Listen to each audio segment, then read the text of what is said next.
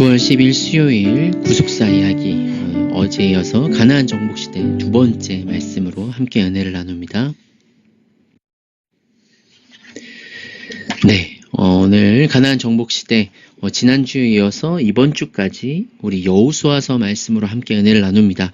원래 이번 주가 내일까지 말씀을 나눌까 했었는데 저희가 내일부터 EDLS가 있어서 오늘 마무리하려고 합니다. 그래서 우리 성도님들 한번 양해해 주시고 또 EDLS를 위해서도 기도해 주십시오. 우리 아이들이 또 잘 다녀올 수 있도록 은혜로운 시간 될 수 있도록 위해서 기도해 주시고요.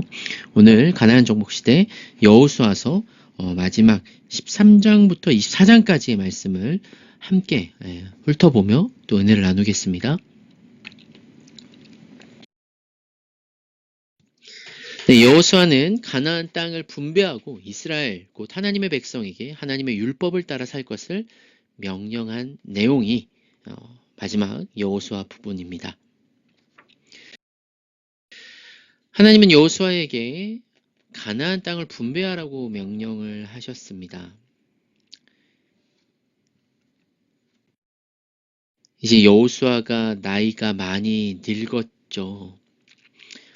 점령하여 차지한 가나안 땅을 9지파와 므낫세 반 지파에게 나눠주어 기업이 되게 해야 합니다. 이 13장 7절에 그래서 우리가 이 지도를 보듯이 르벤 지파와 갓 지파와 므낫세 반 지파, 므낫세 저 연두색이 좌우로 다 있죠. 그래서 므낫세 반 지파라고 합니다. 반 지파는 2분의 1입니다, 여러분. 뭔가 반이라는 게 뭐 또 다른 이름이 있다라는 게 아니에요. 그래서 이것을 이제 오른쪽 요단강 우편에 이제 받았는데요. 여호수아가 110세에 죽습니다. 24장 29절에. 그리고 여호수아가 모세를 만났을 때가 청년이고 광야 생활을 40년을 거쳤죠. 그래서 최소한 70대의 이스라엘 백성을 이끌고 요단강을 건넜을 것입니다. 그리고 가나안 정복이 시작된 지 40년, 50년 정도 지난 후에 죽었기 때문에 아마 이 땅 배분은 가나안 정복 이후에 한 20, 30년이 지났을 때 이렇게 땅이 정해지지 않았나. 그런데 아직 점령하지 못한 땅이 남아 있어요. 지금 그림이 선명하지 않아서 여기 그슬이라는 부분 보이시죠? 이 길랏 위에, 그리고 갈릴리와 바알갓, 그리고 왼쪽 밑으로 에그론과 블레셋 있는 그쪽까지도 아직 점령하지 못한 땅으로 남아 있었습니다.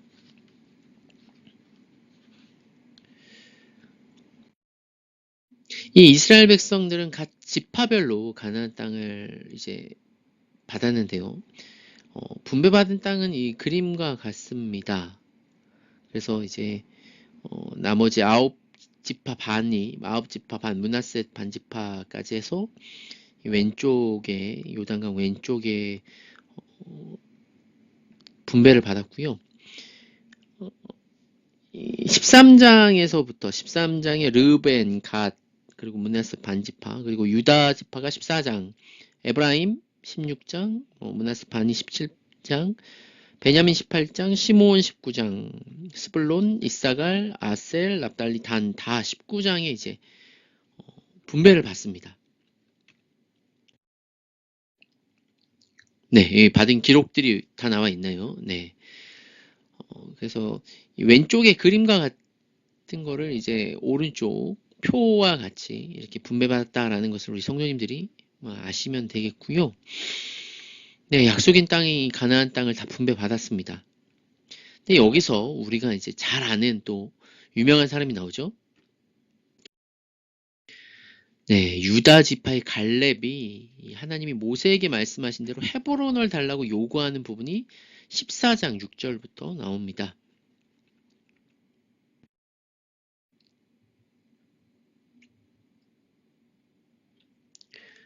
네, 넘어갔네요. 이 모세가 하나님의 말씀대로 내 발로 밟는 땅을 주겠다고 이 갈렙에게 약속을 했는데, 이 갈렙이 이제 그 약속을 기억하며 여호와께서 말씀하신 이 산지를 내게 주소서라는 말을 14장 12절에 하죠. 그래서 이제 갈렙도 이제 나이가 적지 않은 나이였을 것입니다. 예. 근데 그가 여호와를 의지하며 이 산지를 내게 주소서라고 해서 전쟁에 나가서 싸워서 승리하고 그 아낙 사람들, 진짜 이, 이 여러 성읍 중에서도 가장 크고 점령하기 어려운 곳을 갈렙이 하나님의 용맹한 군사로 이기는 것을 우리가 볼 수 있죠. 자, 이어서 이 17장에 보면 더 많은 땅을 요구하는 요셉 자손, 에브라임 지파와 므낫세 지파. 여러분, 그 요셉 지파가 없습니다. 이 요셉 지파는 두 지파, 그의 아들인 에브라임과 므낫세 지파로 나눠집니다. 그래서 그 지파에게 여호수아는 가나안 족속이 철병거를 가졌더라도 쫓아내고 살림을 개척하라고 얘기를 합니다. 스스로 개척해라. 비록 살림이라도 내가 개척해라. 내가 쫓아내라. 라고 말하죠.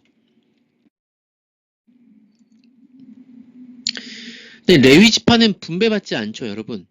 네, 잘 보면 레위 지파가 없습니다. 하지만 이 레위 지파는 제사장 지파고요.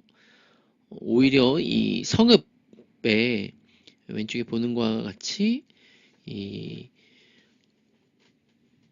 48개 성읍을 분배받고 6개의 도피성에 레위 지파로서 각 지파에서 그 제사장이 어떤 역할을 감당하게끔 하나님께서 그들에게 주신 것을 볼 수 있죠. 이들이 땅이 필요 없는 이유는 하나님께서 이 나머지 지파들에게 주신 어떤 유업과 소출을 가지고 하나님께 바쳐진 제물로 제사장들이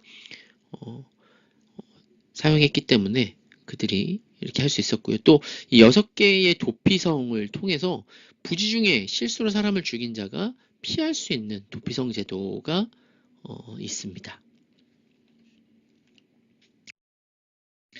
이 이스라엘 백성들이 아직 점령하지 않은 땅이 남아 있었죠. 그래서 이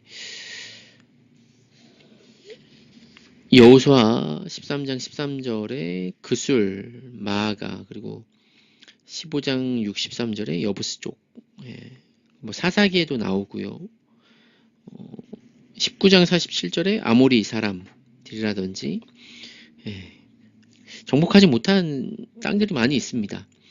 이 사사기에 따르면 다 쫓아내지 못하고 그들 중에 둔 이 가나안 족속으로 인해서 이스라엘 백성들이 이제 우상에 빠지고 여호와의 진노를 사는 일들이 많이 있었죠.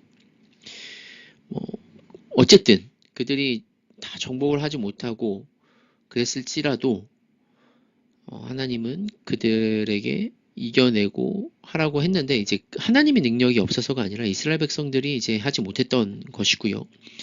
마지막 이제 여호수아가 죽기 전에 이제 이스라엘 백성들에게 마지막 유언을 합니다. 너희는 크게 힘써 율법을 다 지켜 행하라. 이 요단 동편으로 돌아가는 세 지파에게 요단가에 세운 큰 제단으로 인해 오해가 발생하여 전쟁이 일어날 뻔했으나 이것들이 잘 해결되는 모습이 22장에 나옵니다. 이 전쟁이 끝나서 이 지파들이 이제 돌아갈 때 요단가에 큰 제단을 쌓았고 다른 지파들이 우리 하나님 여호와의 제단 외에 다른 제단을 쌓은 것으로 오해를 해서 이제 전쟁을 하려고 했죠.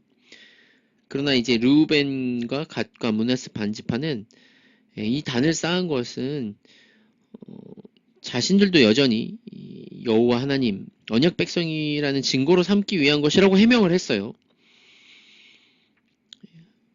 그래서 하나님을 섬기고 예배하는 것이 이스라엘 백성들에게 너무나 중요한데 지파별로 이제 분배가 되고 나니까 지파별로 자기네들이 원하는 대로 이제 하려는 모습들이 보입니다.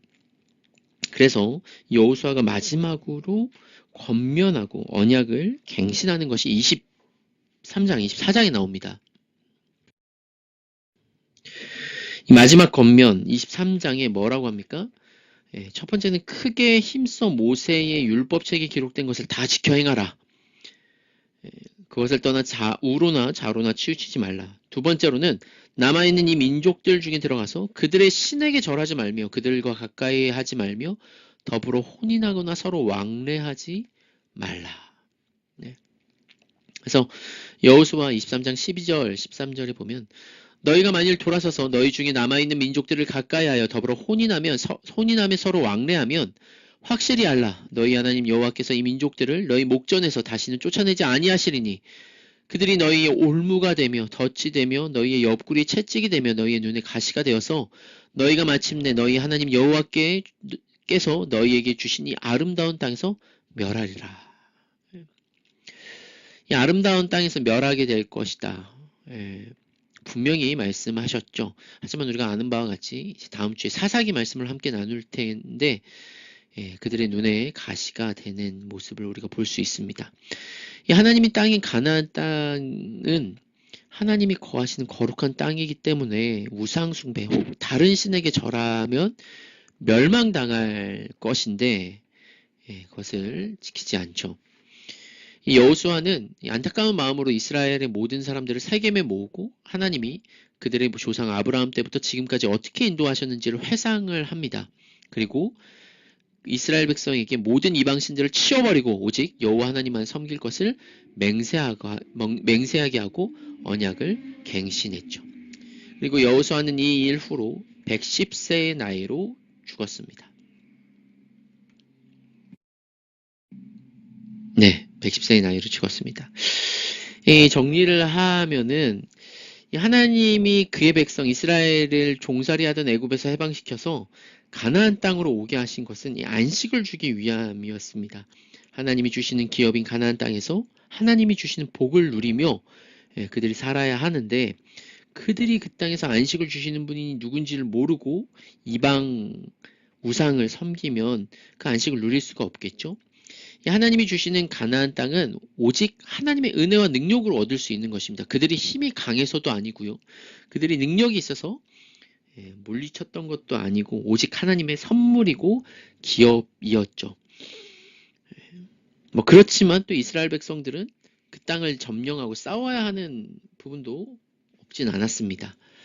그래서 우리의 신자의 삶도 마찬가지입니다. 하나님이 은혜로 주신 것과 또 우리가 힘써 싸워야 되는 부분도 분명히 있는 것이죠. 네, 오늘 말씀을 통해 우리가 함께 기도하기를 원합니다. 이스라엘 백성은 하나님이 주시는 안식을 누리기 위해 하나님의 능력을 의지하며 힘껏 전투해야 했습니다. 하나님이 은혜로 주셨지만 그들의 어떤 전투, 이거는 이제 은혜가 아니지 않고요. 그들이 감당해야 되는 어느 부분이 있었는데 새 언약 백성인 우리도 마찬가지죠. 예수 그리스도의 십자가의 승리가 우리에게 주어졌지만 우리가 이것을 믿고 아직 완성되지 않은 이 하나님 나라 가운데 우리 교회 전체가 대적이 되어서 맞서고 힘써 싸워야 되는 부분이 있습니다. 네, 우리가 오늘 하루를 살아갈 때 죄에 싸워 이기시길 바랍니다. 그리고 또 세상의 어떤 논리와 싸워서 이기길 소원하고요.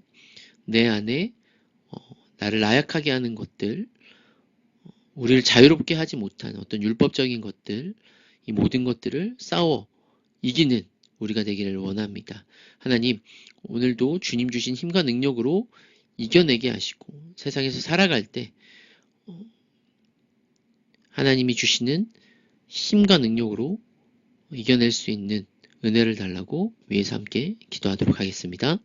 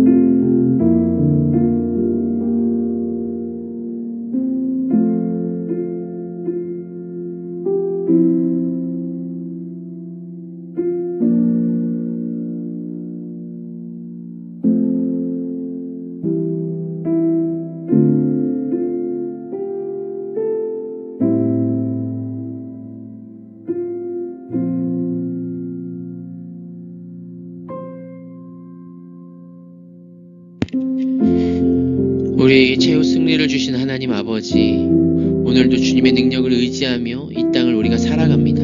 하지만 여전히 하나님 나라가 교회에 임했지만 이 땅의 나라는 우리가 싸워야 하는 사단의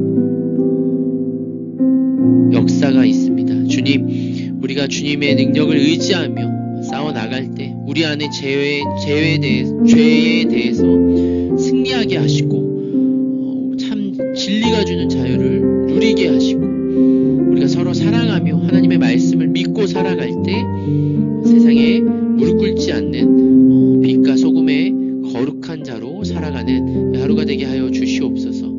주님, 또 우리를 나약하게 하고 부족하게 만드는 여러 것들이 있습니다. 우리가 하나님 앞에 거룩한 자임을 잊지 않고 하나님의 말씀을 사랑하며 말씀대로 살아가는 오늘 하루가 되게 하여 주시옵소서.